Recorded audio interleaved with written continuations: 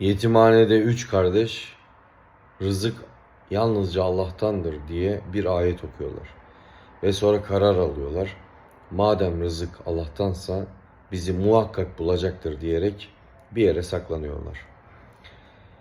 İlk gün bağışçılar gelip bütün herkese yemek dağıtıyorlar.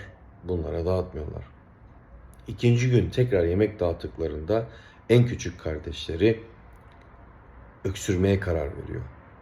Bunu fark eden ve orada yemek dağıtan arkadaş, siz galiba dün de almamıştınız diyerek 2 günlük rızıklarını onlara veriyorlar.